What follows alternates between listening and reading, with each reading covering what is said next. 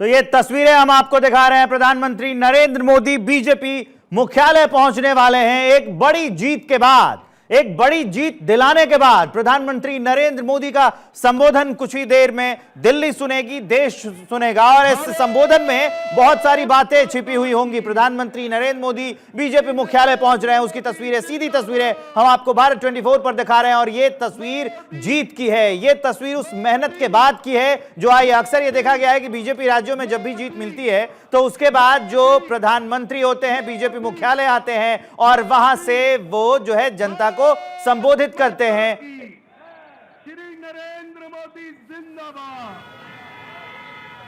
मोदी।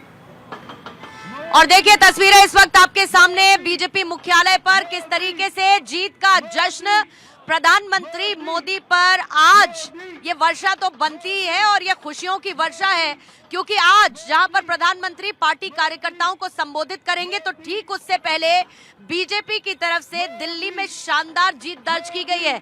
जहां पर जादुई आंकड़ा 36 का होता है, बीजेपी 48 सीटों पर मजबूती के साथ दिल्ली की सियासत में अपनी उपस्थिति को 27 साल बाद दर्ज करवा चुकी है।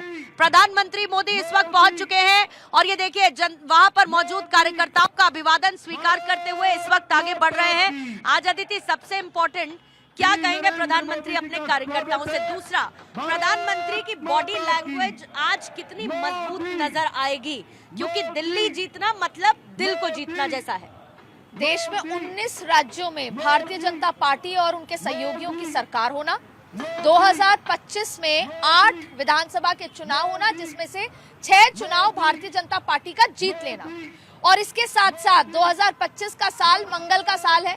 हम हनुमान जी के साथ यहाँ पर उनके आगे बैठे हुए हैं उनके पीछे और जाहिर तौर पे शनिवार का दिन है और ये दिल्ली जो 27 साल बाद जीती गई है नरेंद्र मोदी के चेहरे पर जीती गई है तो जाहिर तौर पे इसका जश्न उतना ही बड़ा है जितना 2024 में अगर 303 के पार सीटें जाती उतना बड़ा जश्न होगा। तो जाहिर तौर पे बड़ा दिन है और जैसे बोलते हैं कि भारतीय जनता पार्टी के लिए ये हिस्ट्री चेंजिंग मोमेंट भी कहा जा सकता है कि इतनी बड़ी 3 दशकों के बाद की ये जीत हासिल करना और ये नरेंद्र मोदी के खाते में जाएगी क्योंकि आपने देखा कि महाराष्ट्र में भी जीत हासिल हुई, बम्पर, हरियाणा में भी, लेकिन ये आज उससे बड़ी जीत होगी और अरविंद केजरीवाल एक बड़े चुनौती थी दोनों एक दूसरे के लिए और उनको अपने उससे हटा देना ये अपने आप पे। और देखिए इंडिया गठबंधन को कमजोर, मैं यही आपसे कहना चाह रही हूँ, नीतीश कुमार को लाने का जो फैसला था वो सबसे महत्वपूर्ण ये था कि इंडिया गठबंधन को उस समय 2024 से चुनाव से पहले कमजोर करना था। नीतीश कुमार के साथ आपको पता है वैचारिक मतभेद है, फिर भी ये फैसला लिया गया कि उनको लेना, जबकि अमित शाह का एक रडार था, एक इस तरह का बोल लगाया हुआ था उन्होंने राइडर कि ये मुख्यमंत्री नहीं बनेंगे तब ये आए, लेकिन फिर भी किया गया। तो इंडिया गठबंधन आज पूरी तरीके से टूट गया और जाहिर तौर पे ये बहुत नरेंद्र मोदी जिंदाबाद।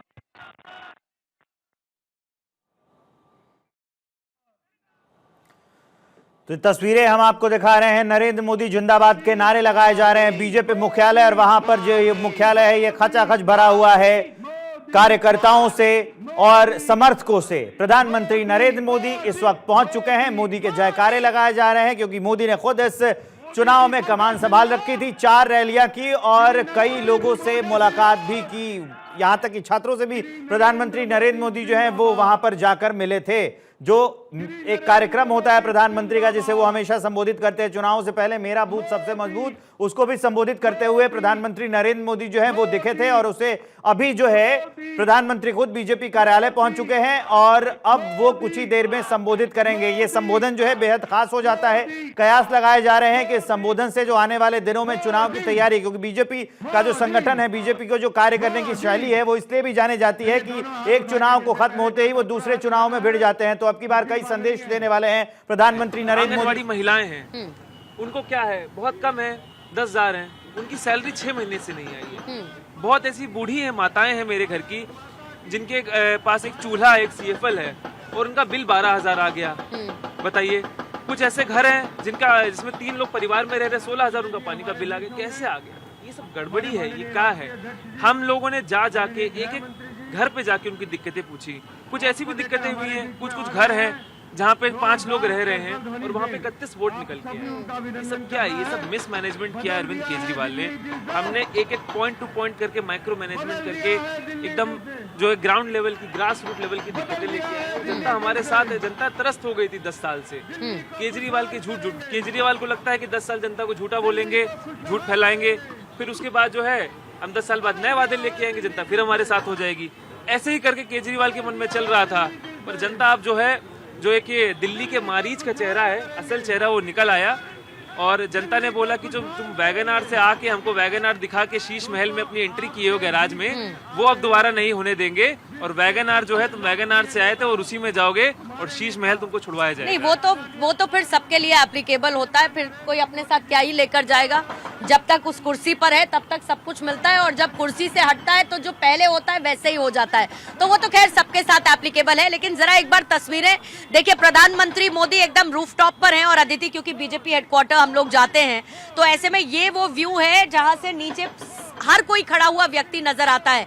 जाहिर है बात है कि प्रधानमंत्री चाहते हैं कि उनकी भी नजर सब पर पड़े और सबकी नजर प्रधानमंत्री मोदी पर क्लियरली पड़े। और प्रधानमंत्री की बॉडी लैंग्वेज उस कॉन्फिडेंस को और जनता के भरोसे को साफ तौर पर दिखा रही है, जो आज दिल्ली में जीत के तौर पर मिला है। ये जनता का जो हुजूम है, मैंने और भी राज्यों की जीत में इस तरह से कार्यकर्ताओं को देखा है, लेकिन ये अपने आप में बड़ी बात है। और एक सबसे बड़ी बात है कि हमारा कोई है जो कर देगा। जो मैंने पहले भी कहा, चाहे ये जनता हो चाहे कार्यकर्ता हो, उनको लगता है कि ये इनको अगर कह दिया तो ये काम हो जाएगा। जनता को भी लगता है नरेंद्र मोदी ने वादा किया है तो वो पूरा हो जाएगा। ये एक कहीं ना कहीं विश्वास डेवलप हो रहा है। और यही कार्यकर्ताओं को लगता है कि नरेंद्र मोदी है, तो जाहिर तौर पे अपने आप में बहुत खुशी की बात है। और तब जब इतनी बड़ी जीत का सेहरा अभी कार्यकर्ताओं के बनने वाला है कि वो झुग्गी झोपड़ियों में रहे। ये कहा जाएगा कि 8 महीने की आपकी मेहनत, आप घर घर गए, आपने माइक्रो मैनेजमेंट में आप SC समुदाय में गए, तो आप जाट समुदाय में गए, तो जाहिर तौर पे। और आज प्रधानमंत्री यहाँ से बिहार चुनाव का भी आगाज करने वाले हैं। यहाँ पे दलित वोट बैंक का भी बात होगी, यहाँ पे SC वोट बैंक की भी बात होगी, और एक बहुत दूरगामी संदेश यहाँ से देने वाले हैं। और ये देश दिल्ली जो है, देश का दिल, दिल्ली राजधानी, आज यहाँ से एक बड़ा संदेश पूरी दुनिया में जाए। बिल्कुल। और इसी के लिए देखिए, प्रधानमंत्री इस वक्त मंच पर आ चुके हैं और एक तरीके से संबोधन की शुरुआत होगी। पीछे आपको अमित शाह यहाँ पर नजर आ रहे हैं। और जैसे ही गृह मंत्री अमित शाह पहुंचे बीजेपी हेडक्वार्टर, तो वीरेंद्र सचदेवा को उन्होंने शॉल पहनाया। जाहिर बात है कि आज वो भी बधाई के पात्र हैं। और ऐसे में बड़ी जीत का जश्न बीजेपी मुख्यालय में इस वक्त जारी है, जहां पर प्रधानमंत्री इस वक्त मंच पर बैठ चुके हैं। आपको अमित शाह और JP नड्डा साथ में इस वक्त मंच पर नजर आ रहे हैं। सबका साथ सबका विकास की बात करने वाली बीजेपी, जिसके लिए आज का दिन बहुत महत्वपूर्ण है। और मुझे लगता है शुक्ला जी कि आज तो कह देना चाहिए कि सब कुछ बीजेपी के लिए ही डेडिकेटेड है। No if no but, only Delhi for BJP.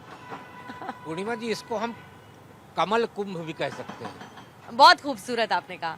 जिस तरीके से प्रयागराज में इस समय पर व्यक्ति अपने खर्चे से अपनी श्रद्धा आस्था के साथ पहुंच रहा है, मुझे लगता है दिल्ली का भारतीय जनता पार्टी का कार्यकर्ता अच्छा, उनका स्वागत एक गुलाब देकर इस वक्त किया जा रहा है। मैं तस्वीरें साथ में बताती चलूंगी, अपनी आप अपनी स्वेच्छा बात से वो लोग पहुंचे हुए हैं वहाँ पे, इसलिए कि वो इस उत्सव में शामिल होना चाहते हैं। एक महत्वपूर्ण बात मैं ये बताना चाहूंगा कि 2024 के लोकसभा चुनाव में जब भारतीय जनता पार्टी की सीटें 303 से घट के 240 आई, तो एक नैरेटिव बनाया गया कि अब नरेंद्र मोदी जी के प्रति जन विश्वास घटा है, यानी मोदी की गारंटी पे खोट पैदा हो गया है। लेकिन देखिए, माला पहना के उनका स्वागत भी इस वक्त किया जा रहा है। 2025 के इस विधानसभा चुनाव में 2.5 दशक के बाद नरेंद्र मोदी के चेहरे पे भारतीय जनता पार्टी की जो प्रचंड जीत हासिल हुई है, उससे दिल्ली के जनमानस ने उस नैरेटिव को कैंसिल किया है कि अभी भी मोदी की गारंटी बरकरार है। और इसी का नतीजा है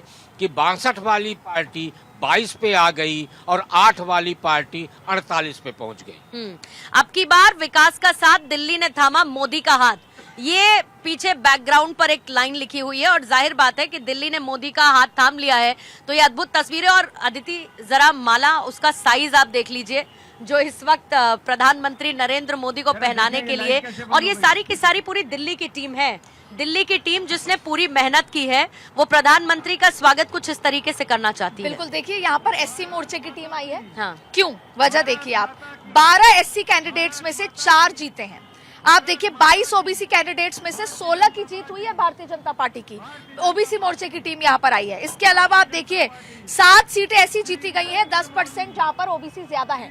इसके अलावा आप सबसे महत्वपूर्ण बात देखिए 22 में से 15 सीटें वो जीती हैं जो बॉर्डर है, उत्तर प्रदेश की 7 जो बॉर्डर लगती हैं, हरियाणा की। तो ये जो जीत है ये दिल्ली की नहीं है, ये पूरे आप देश के लिहाज से आप देखिए, क्योंकि यहाँ पर महाराष्ट्र के लोग भी हैं, उत्तराखंड नहीं तो यहाँ से संदेश तो पूरे देश भर में जाएगा ना, पूरे देश भर में संदेश माला की जो आप विड्थ और समझा रही हैं, इस माला के अंदर हरियाणा भी है तो नहीं, और जीत की भव्यता जितनी है उतनी भव्यता फिर माला की भी होनी ही चाहिए आज के दिन, क्योंकि जाहिर है कि दिल्ली के दिल में मोदी किस तरीके से आज बसते हैं और एक बड़ा श्रेय जा रहा है। लेकिन सर, कांग्रेस को भी अब नया मुख्यालय बना, कभी ऐसा भी मौका आए कि कांग्रेस मुख्यालय पर भी इसी तरीके का जश्न हो? बिल्कुल होगा। मैंने इसीलिए तो कहा था कि भी कई जीत बाकी हैं और कई हार बाकी हैं, तो वो शेर मैंने इसीलिए पढ़ा था आपको जो है। तो ये समय का बदलाव है, समय बदलता रहता है। हमने लोगों को अपनी बात बताई, अपनी बातें कही।